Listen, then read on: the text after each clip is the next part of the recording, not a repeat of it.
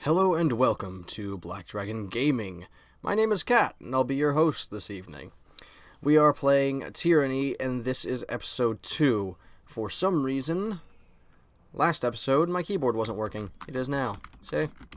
Fantastic. I don't know why. I stopped the recording, and then suddenly everything was working. I don't know what's going on here. But yeah, let's get to talking to Verse, shall we? Let's talk to this lady. Need to talk? I suppose I can give you a moment of my time. Yes, I need to talk. What do you need? Alright. Tell me something about yourself. If you insist. I'm a Scarlet Fury. That should raise some flags for you. It means that I'm good at killing, and more importantly, that I enjoy it. What I won't enjoy are the pleasures of funerary rites packed with weeping mourners. Someday I'll fall in battle, and then they'll roll me into a mass grave or heap me atop a shit-stained wagon. One more anonymous, knife-riddled piece of meat. I really like the voice actor for Verse. I wish she had a better mohawk, but that's about it. I really like the voice actor for Verse. She's really good. Until then, I plan to take whatever I can from life and have a little fun along the way. Life? Oh, shit. Tell me about your life before the chorus. Life? What life? As far as I'm concerned, I didn't exist before the chorus. There was some girl on a farm wearing my face and talking with my voice, but she wasn't me. Sometimes she would sneak out at night, take a scythe, and have some fun with the livestock. Our shared interest began and ended there. When the Scarlet Chorus swept through my village on their long trek from the bastard city, that was when I finally woke up. I buried my old life, took red vengeance on anyone who had wronged me, and found the freedom I could only dream was out there. What of your parents?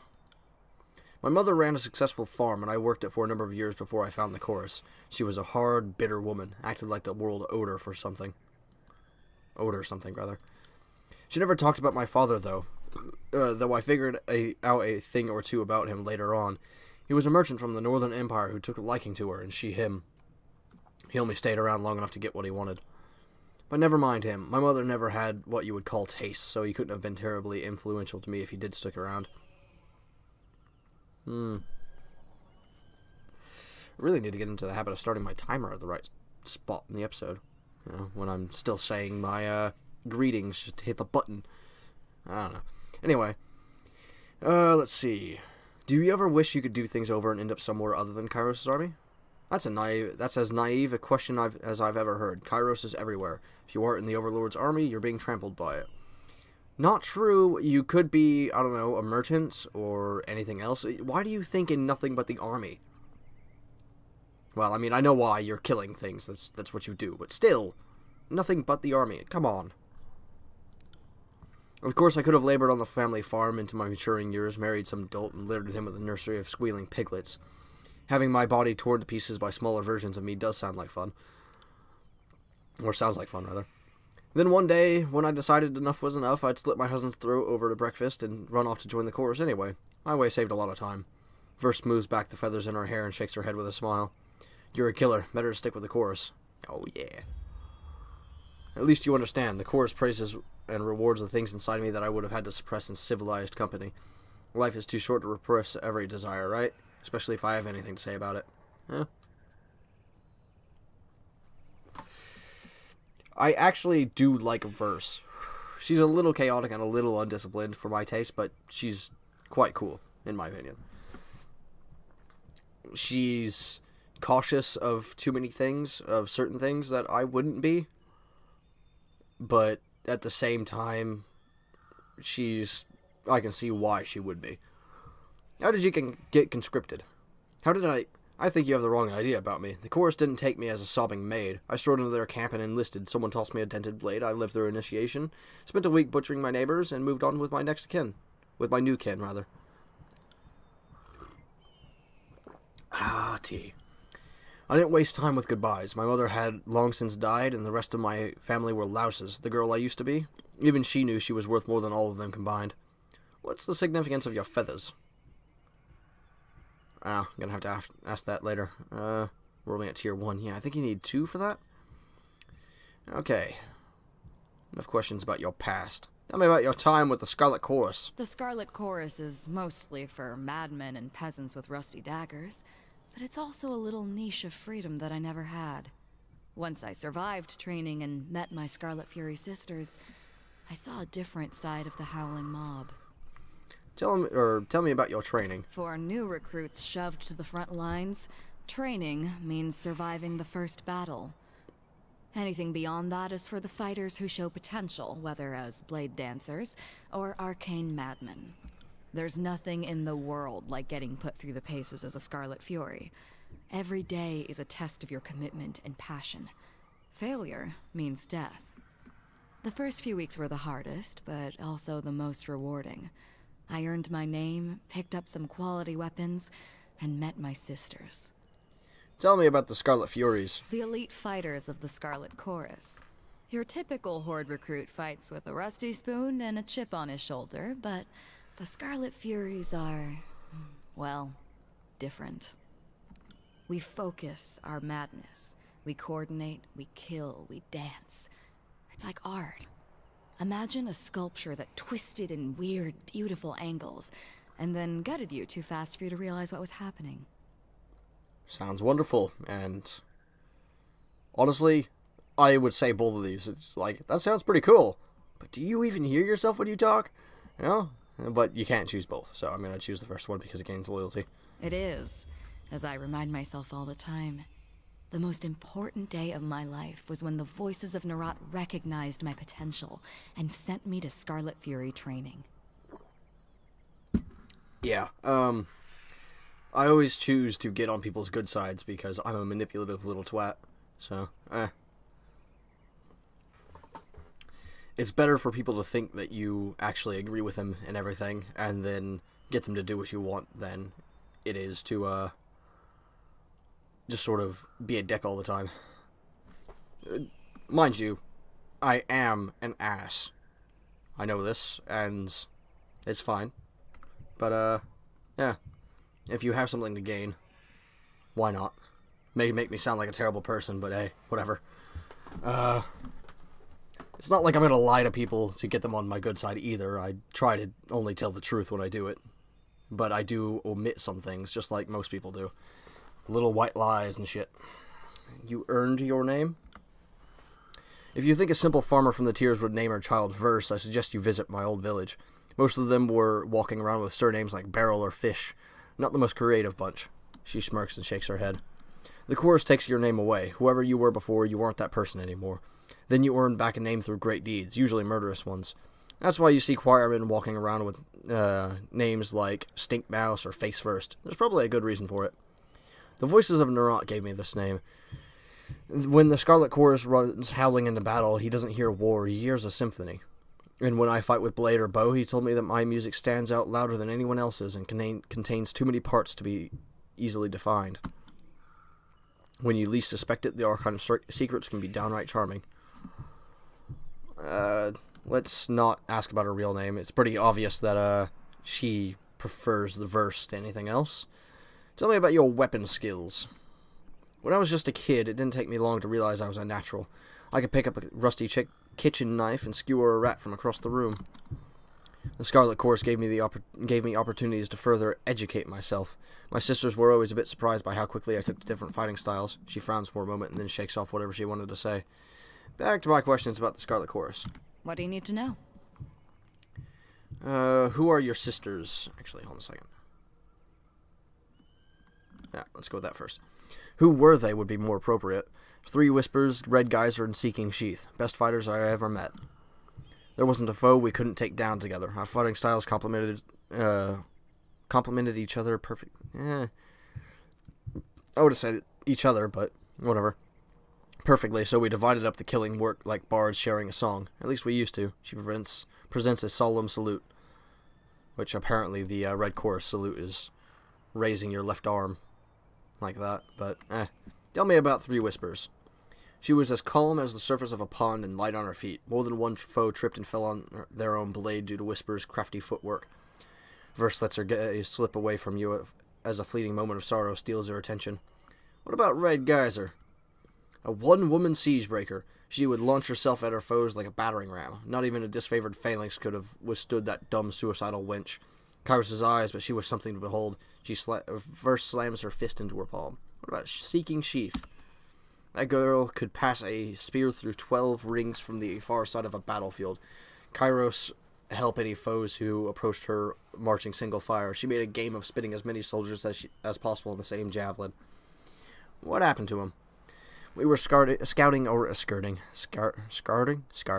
let's go with scouting. We were scouting around Avengerian's well during the siege, back when we only suspected the guard of organizing in secret. My sisters and I came upon a group of them where Kairos knows maybe they found us. No one said anything. We drew iron and bronze. That was when something went wrong, or everything went wrong. I was supposed to take point and occupy the guard with a dance of blade work, something disorienting, while my sisters picked their marks. I hesitated. I lost my nerve. Instead of rushing the Oathbreakers, I froze with my weapons drawn. My sisters fought on without me, but they were off balance, like whatever I had was catching. They died, I lived. My sisters were relying on me to lead the dance, and I failed them.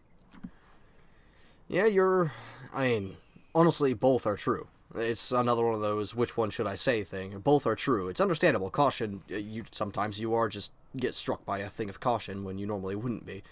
But at the same time, as experienced and high-ranking as she is, it's sort of inexcusable. So we go with the one that gains loyalty instead of fear. You're absolutely right.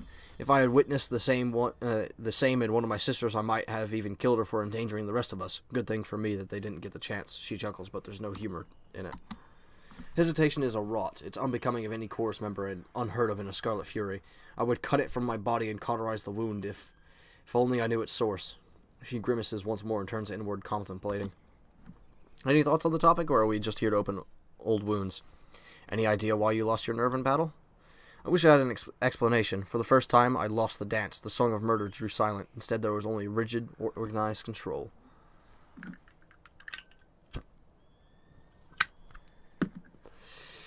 I had more questions about your sisters. I guess not. Back to my questions about the Scarlet Chorus, then. What do you need to know? Who are the Scarlet Chorus leaders? Well, the Voices of Nerat is the spider at the center of the web. He acts like the army belongs to him, and he only lends it to Kairos because it suits his purposes. Both of which are true. The rest are all offshoots of the Voices, like the Fifth Eye. Once you get down to the rank and file, the Scarlet Chorus organize around a motley bunch of gang bosses who call the shots. What do you want to know? Tell me about the Voices of Nerat. He's a madman, but that never stopped me from following his orders. Even in a legion as cutthroat as the Chorus, you know better than to get on the Voices' bad side. People who cross him, or just people he meets, don't tend to survive the experience. Sorry, cigarette. If he ever seems disorganized or lost, it's because he's channeling one of the personalities he's devoured over the years. His mannerisms shift over to someone else, someone who's probably long since dead. Yeah. The Voices of Nerat steals the minds and knowledge of his victims, so, yeah. Don't know how it happens, but it happens. It's probably his unique magic that he came up with as an Archon. What makes the Voices of Nerat so powerful? He's the Archon of Secrets, and he didn't earn that title lightly. Some people say that he knows more than every sage in the tiers combined, and that he can think 1,000 steps ahead of the other Archons. It would be putting it lightly to say he's never alone under that disapproving helmet of his. If you make secrets your business, I guess having people constantly whisper in your ear is a good thing. I usually want people to shut up, but to each their own. Tell me about Fifth Eye. A walking nightmare, that one. I couldn't begin to guess who lives under that armor and speaks with that reedy voice, but I'll tell you what I know. When your world is built on secrets, it pays to have a few extra eyes. The Voices of Nerat has eyes in abundance, some that he keeps close and others that he sends out into the wilderness. Whoever the Fifth Eye was before he came into the Archon service, now he's just a half-mad, jabbering speech hole, a bodily function. In other words, an eye. Wait, Nerat's eyes are people? Maybe they used to be people. Whatever they were, they're eyes now. Folk like to whisper that the Voices of Nerat takes his servants and cuts out all the parts they don't need. She makes a quick snipping gesture with her fingers. I once heard the voices and the Fifth Eye went in a tent together. The voices kept screaming, redundancies, redundancies. Every time another gout of blood would spray on the canvas walls. I can't even guess what he was cutting out. How many eyes does the Archon of Secrets have? The number keeps changing, either because it grows or because rumors don't mean shit. 3, 7, 19. Some even say that all of us are eyes and we don't even know it. She shakes her head in thoughtful disapproval. It's one of those questions that drives you mad if you allow yourself to think about it for too long. Hey, you could be one of Tunon's eyes. Bet you never thought of that. Actually, I have. And not because you brought it up. It's just, that's the Fatebinder's purpose, is to be the eyes, ears, and hands of Tunon. That's it. That's what we are. Back to my other questions. Tell me about the gang bosses. A boss is anyone who can rally enough support to kill the previous boss. They cling to command until someone gets wise and stabs them in the back. See, this is what I mean about, like, constant assassinations and murder and infighting happening. Like, that shit shouldn't happen in an army, damn it. It's not effective. And sure, you could say, yeah, well, the Scarlet Chorus makes it work. Yeah, but only because they've got so many people it doesn't even matter. Imagine if they had this many people, but they were all disciplined and orderly like the disfavored were. I mean, come on. Tipcat leads the Filthy Lambs. Lox leads the Rusted Harps. Sharp used to lead the Bone Boys. Couldn't say where he ended up after they broke his legs. Waterwheel orders around the Hairy Hunters. Hauls for Shit leads the Lazy Malkins. Then Scurvy Queen, Finger Food, and Wild Gash collectively lead the Ladies of Perpetual Strangulation. Ugh. I'm forgetting at least a dozen more. I've even led a gang or two in my day. I never survived very long, so there's no point in getting attached. You led a gang? Don't act so surprised. I can crack a whip better than any of those daisies at the disfavored labor camps. But I was never that interested in the power struggle of those grunts and scabs in the middle. I wanted to stand on top like an apex predator. Here I am. So when I got tired of a gang, I disbanded and let the other bosses fight over the new recruits. That much amused me, at least. Some of my old mates are still alive and hanging around wherever they ended up. Alright, back to the Scarlet Chorus. Let's go with the fighting styles. Notice that, did you? It's a matter I'm not used to discussing, mostly because I don't know how. I mentioned before that I'm good at picking up different weapons and fighting techniques. The truth is, I'm better than good. I can flay a man so cleanly that I'd leave a single strip of skin behind. He wouldn't even need to be tied down. That was one of the first things I discovered about myself after joining the Scarlet Chorus. The voices of Narat recognized it in me as well, which is why he singled me out for Scarlet Fury training. Have you tried that flaying trick before? Let's just say when we ran out of canvas after pitching tents, the Fifth Eye handed me a knife and pointed me to the prison pens. She winks. My sisters were like the masters of their fighting forms, but since they died, my style has changed.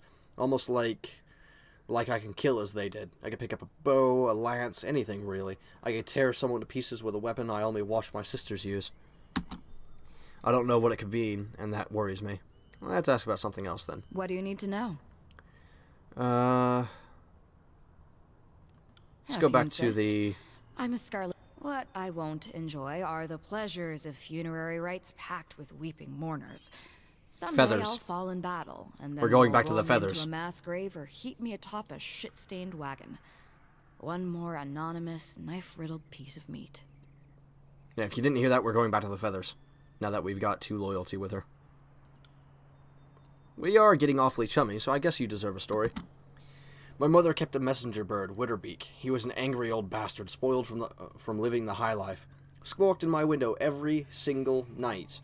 Pecked my fingers while I fed him only the fattest, juiciest mice.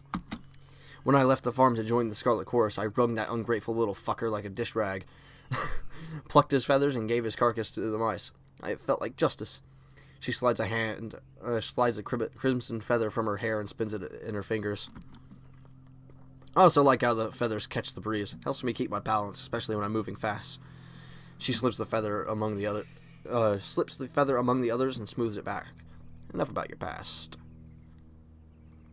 Let's see. What are your thoughts on the disfavored? A warren of self-entitled children so wound up in delusions of honor they're likely to hang themselves by their own high standards. Damn, this has already been 20 minutes. I wish they had stayed in the Northern Empire where they belonged. Then we could get some real work done in the tiers. You know, I might just have to start making these episodes like 40 minutes long just to get shit done. There's so much conversation and lore going on. Then we could get some real work done in the tiers. What do you think of their leader, Graven Ash? I've seen enough of that high-minded braggart to know he's all duty. Nothing but a charismatic, broad-shouldered scarecrow. He calls himself the Archon of War, though by the way he stalls his forces just waiting for a better strategy to present itself, you would think he's afraid of battle. You would think that someone more deserving would take Ash's mantle from him, but the disfavored have this cult of personality built around their great general. In their eyes, he can do no wrong.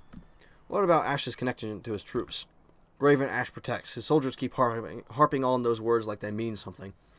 I won't deny that the disfavored can take a few extra lumps on the battlefield, but that only speaks to their thick-headedness. Lady, you have not seen what I've seen. If anything, it's only true because his soldiers place that much trust in it. I've seen the power of suggestion do stranger things to people. Stranger than heal battlefield wounds? I don't think so. Suit yourself, I'm just putting it out there, and I don't see you coming up with any great explanation for a soldier who bounces back from a killing wound. I would say magic, because magic is a thing. You realize that, right? Magic. Who would you see take Ash's place? I would rather let the disfavored sort it out amongst themselves. Graven Ash is this aging figurehead of what should be a constantly changing role. The right soldier needs to grow a pair and kill the old man, kick his cane out from under him. Remind the Legion what strength looks like. You know, he's still an Archon because he's actually quite powerful, not because he's just got the position. I doubt Kairos would suffer him to stay in the position if he wasn't actually deserving of it. The voices of Nerat changes. He's a multifaceted gem, and the Scarlet Chorus is a reflection of that beauty. If someone could rise up and strike down the voices, any of us would follow them in a heartbeat. I suppose you have a better idea how to handle the disfavored forces?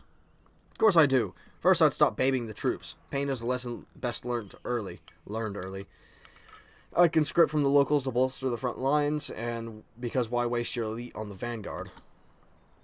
Then I'd leave any misplaced ethics back in the Northern Empire. They're not helping Kairos' campaign anyway, so fuck them.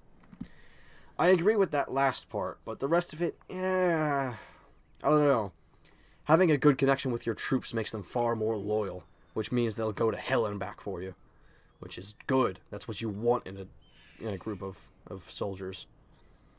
So, while I'm going to choose the loyalty thing, again, I don't necessarily agree with it all the way this time.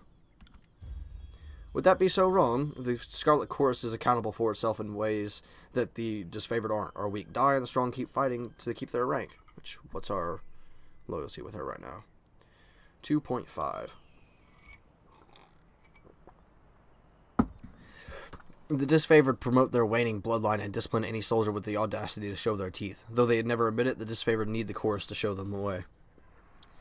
While I agree that they need to stop going on about the breeding and pedigree thing, their discipline is actually what makes them strong. Their discipline and training. Back to my questions about the disfavored. If we must. Do you think the disfavored have a chance to succeed in the tiers? Speaking as one of the exception, most of the tiersmen are pushovers. The people of Stalwart seem capable enough, though I have my doubts. You might call them the disfavored's best challenge. Even if they succeeded, it might be too late to redeem themselves. The chorus have already impacted the conquest more than the disfavored have, or likely ever will. You know, that's not true, because, and I know that because I was the one that favored the disfavored in most of my shit. They've done way more than the Scarlet Chorus has, actually. What are your thoughts on their battle strategies? They've really got something going with that phalanx maneuver. A formation built on holding still, moving forward slowly, and hoping no one slips in the mud. At best, the disfavored are tired of using the same tactic over and over again. At worst, the enemy knows what to expect out of them. Just because you know what to expect out of a phalanx doesn't mean you're going to be able to pierce it. Trust me, the phalanx is actually really good. Scarlet Furies are dancers. We hear the music of battle and organize ourselves into works of killing art. Every fight is as hot and passionate as the last, with no room for stale routine. Let's ask something else. What do you think of those who defy Kairos' authority? The tiersmen can either fight or submit to Kairos' peace. and only one of those options captures my interest. I suppose I appreciate when they go down fighting. If they did otherwise, I would need to find another excuse to flay them.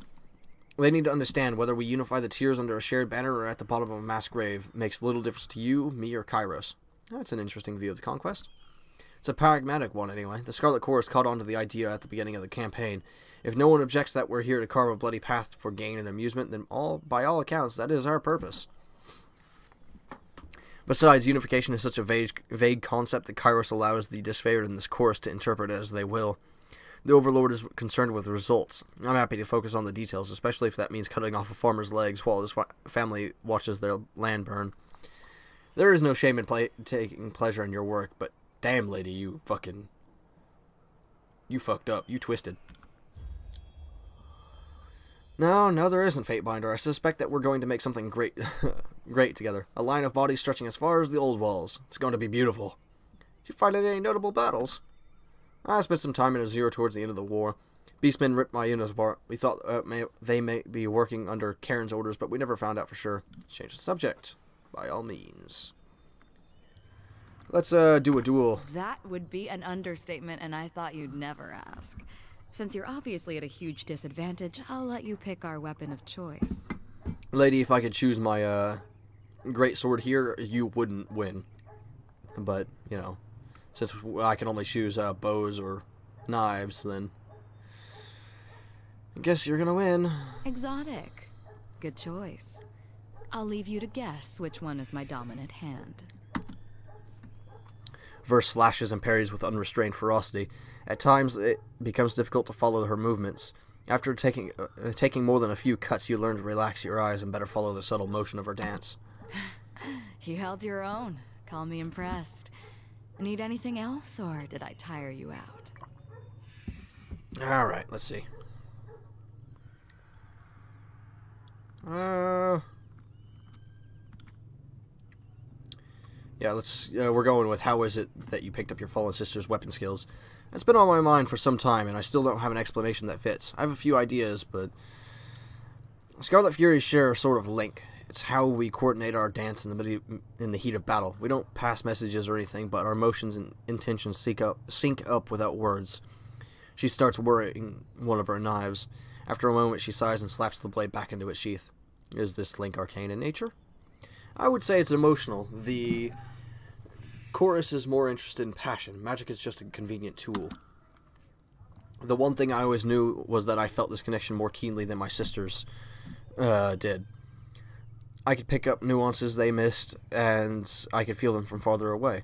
When my sisters died, I felt each of them getting yanked out of my brain like someone pulling snails from a garden. But some of their slime residue is still there. Does that make any sense? You should exploit this skill to its fullest potential. Skill? Not sure I'd call it that. There's something parasitic about it, but I take your point. If there's an advantage to this thing I'm experiencing, I'm not above using it against our foes. No matter how you paint it, just some of my sisters broke off in me when they died, and now I'm left to deal with it. Just another day in the tears, right? Now, let's see. Are you a spy for the voices of Narat? Verse regards you with an unreadable expression. Her mismatched eyes look at each of yours in turn. I was, and to be perfectly fair, I think I've been more or less transparent about it. But that doesn't change anything about why I chose to travel with you. If I didn't want to, I'd just leave. You were just doing your job, no harm. Well, I'm grateful we don't have to make a big deal about it, and waste our time wondering if we could ever trust each other again. Honestly, it's refreshing. I have some thoughts about your combat abilities. Do you now? Call me intrigued. Sorry. You already know that I memorized the moves of my Scarlet Fury sisters. If it seems like a total mystery to me, I don't know how you could have arrived at any conclusions, but I'm open to ideas.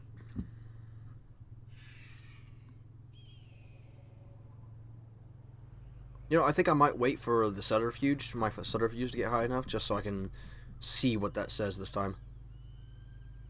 Yeah, let's do that. Alright, since we're done with that conversation, I want to do some magic stuff and show you guys how that works before we move on. And I need to do that anyway, so let's get that. Let's get the range sigil.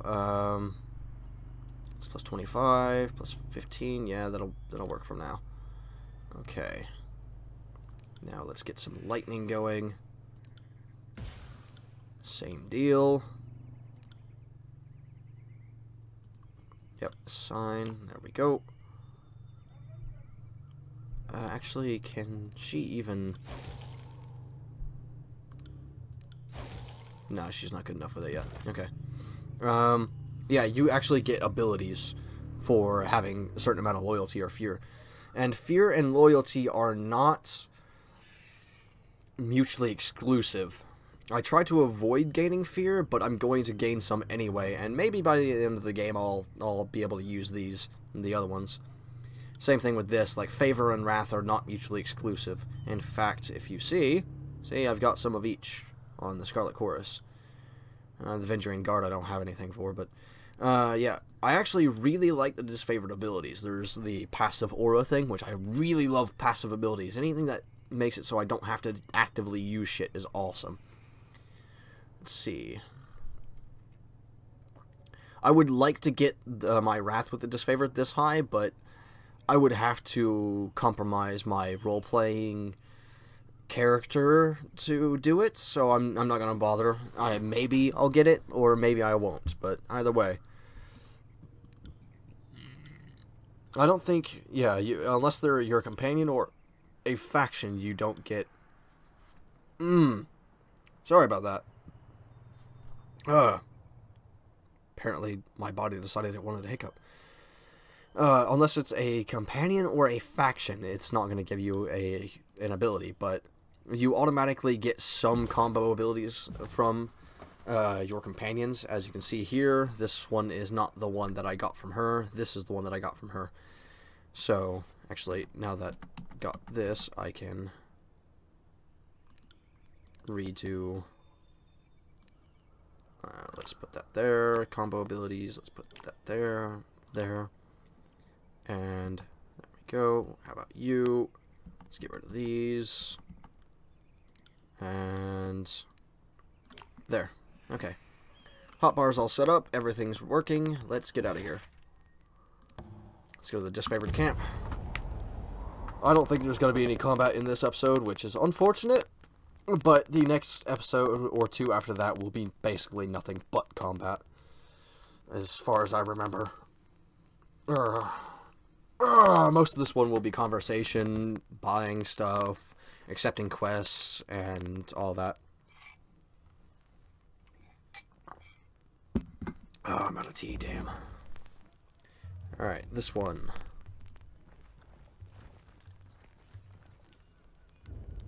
What's going on here? Hail, Fatebinder. The disfavored scout nods at your approach. Camp's up on ahead. Don't mind us, just clearing out the rabble.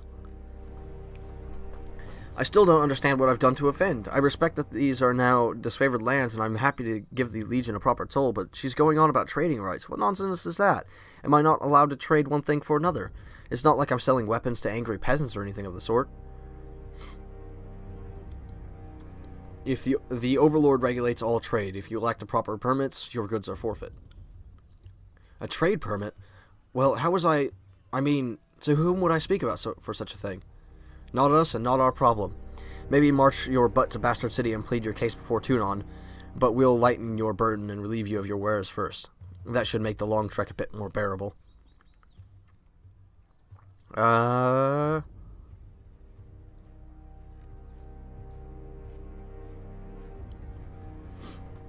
Anything to be argued before Tunon may be argued before me. What is there to discuss? We should kill this mongrel. And the warrior pauses, placing a hand in front of her mouth. If the Fatebinder wishes to weigh in on the matter, courtesy demands we listen. Not courtesy, it's actually a matter of law that you follow what I say on this, because this is law. It has to do with the trading permits and regulations, which is part of my purview as a judge and executioner. So, The soldier clears her throat, looking at you expectantly. This is a disfavored matter, but I know the agents of the court do so love to throw their judgments around. How about fuck yourself? I could have you executed for insulting me. Well, you could rob me now and have my supplies today. The merchant grabs a flask from his cart, or you can leave me alive and have fermented honey all year long. I even know a few family recipes for painkillers and healing drafts. Certainly any army will need those. You uncorks a small ceramic vial, and the aroma of cloves and lanolin assaults your nose. What a coincidence. Your family recipe for wound paste smells just like the Scarlet Fury's own concoction. Where'd you steal this?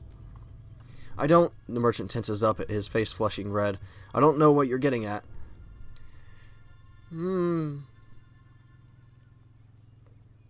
Pick him up by the collar. How stupid do you think I am? Slow down, I'll tell you everything. Just don't hurt me. I found most everything out in the forests of the valley. I keep my head low, and when I hear sounds of combat... When I kept... Okay. I would keep, not I had kept. I'd keep my head low when I heard sounds of combat, then I'd take a look and grab whatever wasn't claimed by the first victors. So then you stole from the disfavored dead. How else did you get your hands on that iron? So the scout points to the merchant's cart. You would come here and sell us our own armaments? If anything has an owner, I will return it, but this iron would have turned to rust and left in the mud of the battlefield. The disfavored are few in number, is that not right? You need a man like me to gather up supplies that would otherwise go to waste. While I agree that... I agree with him that we need someone to go out and gather up all that shit and all that, but, again, I'm going to avoid compromising my job, basically, in this game, which is to be a judge and neutral on the matter. It's not my place to make laws or subvert them, but merely to enforce them. So, here we go. You stole from the Archons and then wish to sell it back? Your life ends here. No, please, I can explain. You always try. How do you know a tearsman is lying? His lips are moving. Clean kill, cleaner than he deserved anyway. I would have done a better job of it, but I don't begrudge you currying favor with ironclads. Let's pick through what's useful. If you find anything of merit, report it to the Iron Marshal and Fatebinder. Thanks for making the right call. Every time we show the locals a dram of civility, they spit on our good nature. Let us never fall for their treachery again. If you don't know, a dram is a unit of measurement that we have not used in like 500, 600 years. It used to be used a lot in alchemy, if I remember correctly.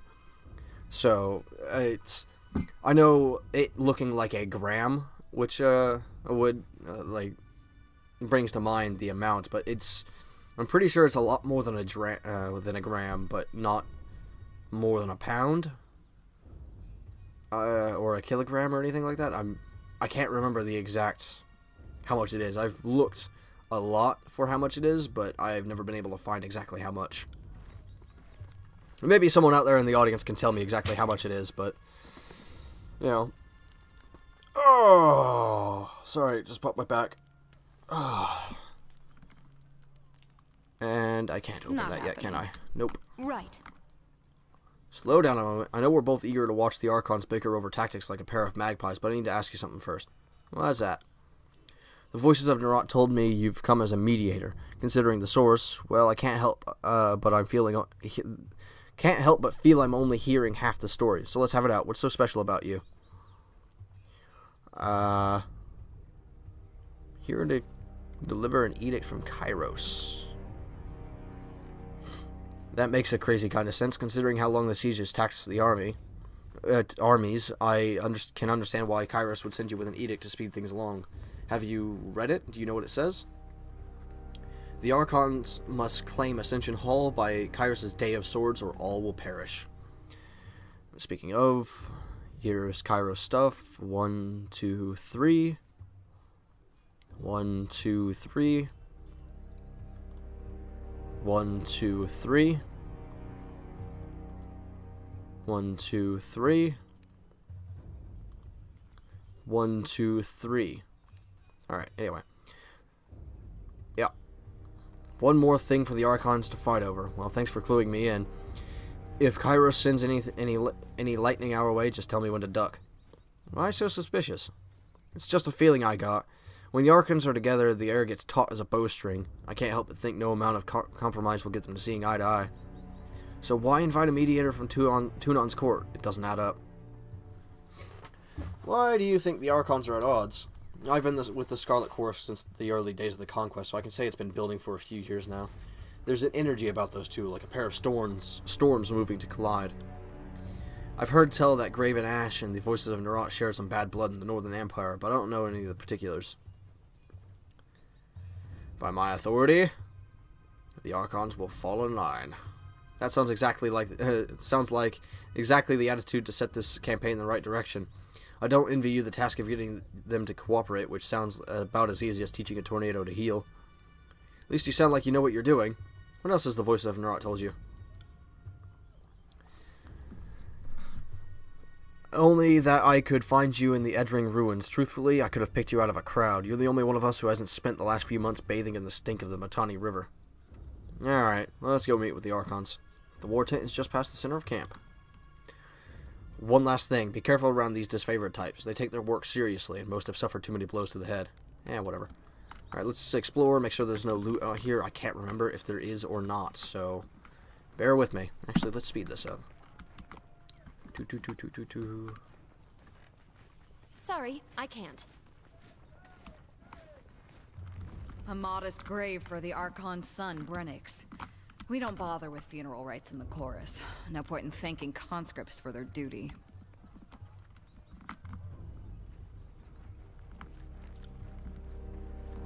Let's see. Alright, nothing out here, so let's get going. Well, look at you. Our gatecrasher from the court is still in one piece. It's something that we did. Gatecrasher, we beat the shit out of the Gates of Judgment, so that's why we're called the Gatecrasher.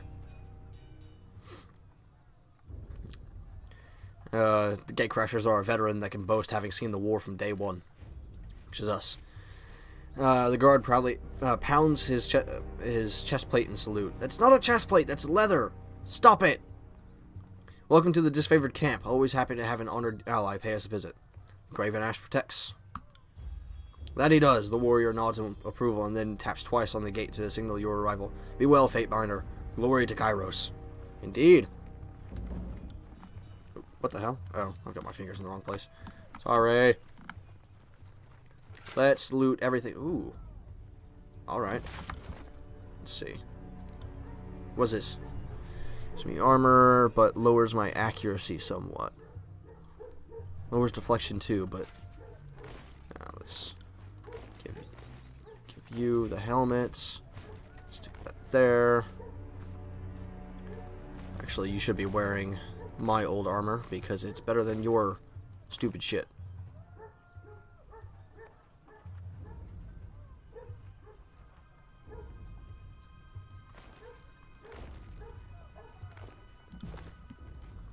It'll make you slower, well, not by much, but a little bit slower, but all in all, better.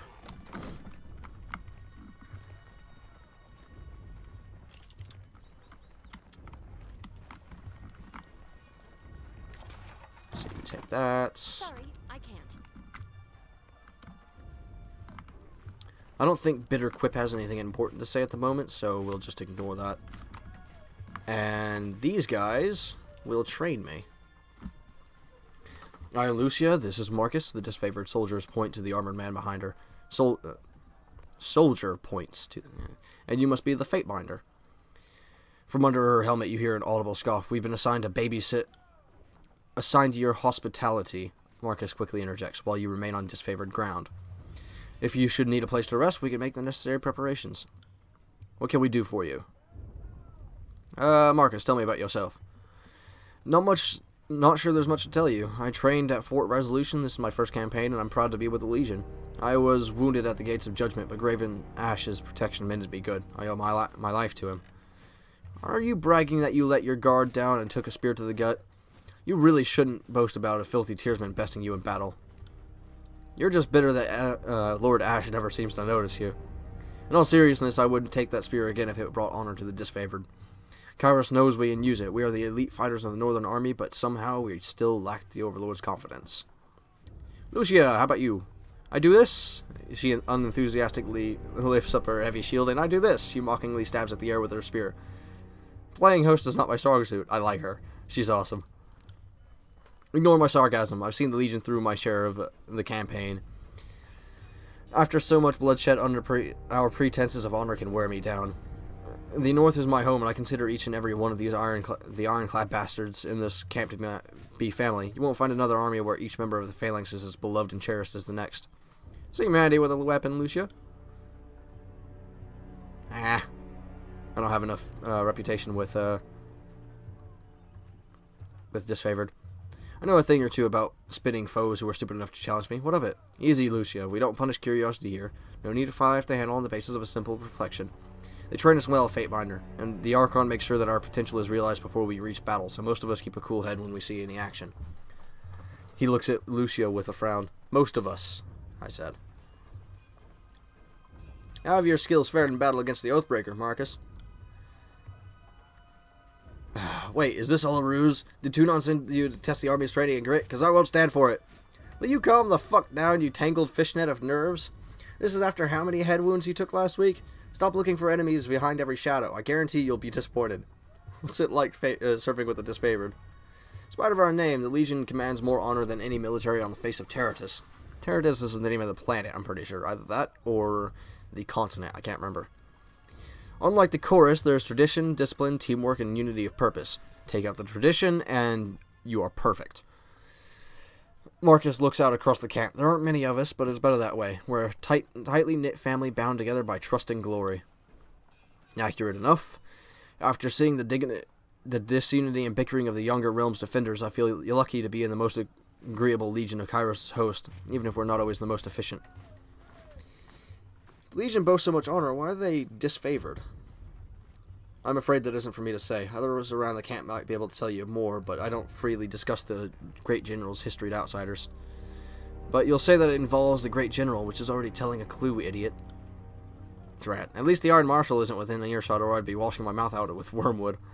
Marcus, give me some training. Of course, Facebinder. Let's see. Ah, yes, there we go. What about... does Lucia give? Let's do 2 points of that, and then 2 points of that, and then 1 point of that. Alright. Let's get a move on, shall we? We need to get this going, otherwise we're just gonna fucking flop everywhere. We won't even get done with all the conversation. Oh, it's already 47 minutes!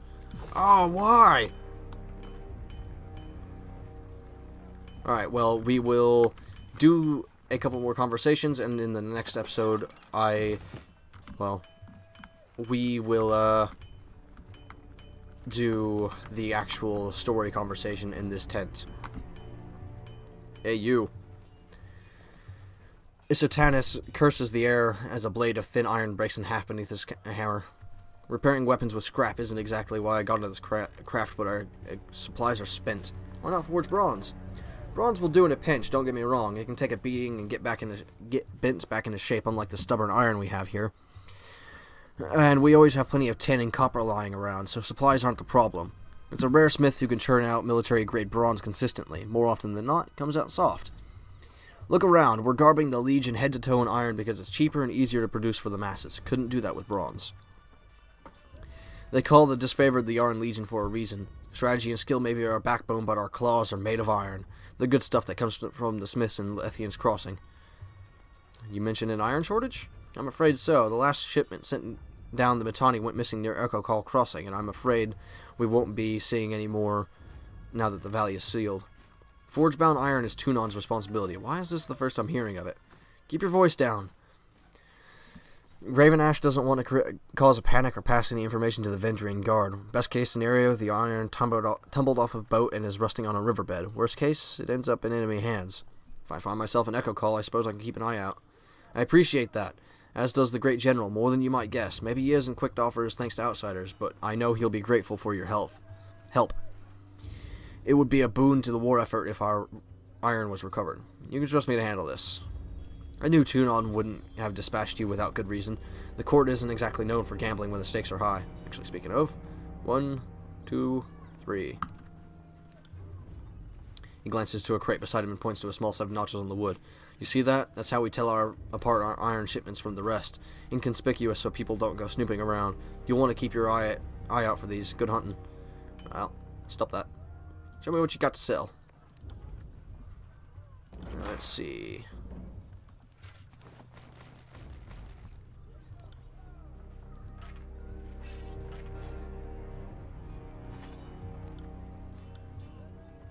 Let's get rid of the ingredients. Alright. If I remember correctly...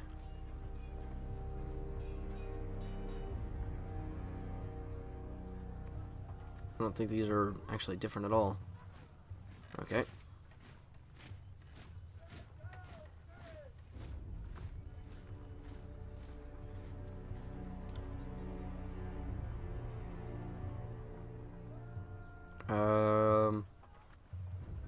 Doesn't really matter.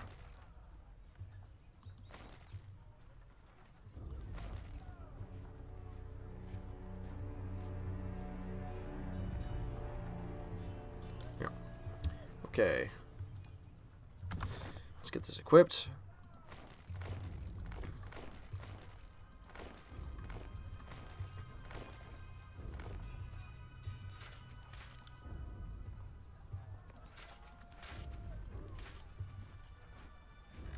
Yeah, look at that. Look at that. Oh, yeah. Alright. Let's get rid of all the stuff that I don't want now. Alright. Should be good then. I got it. Let's get past here. Actually, if I remember correctly, there's also... You didn't Yep. See that? Awesome. nothing. Alright, well, thank you for joining me for this episode. I will see you in the next one.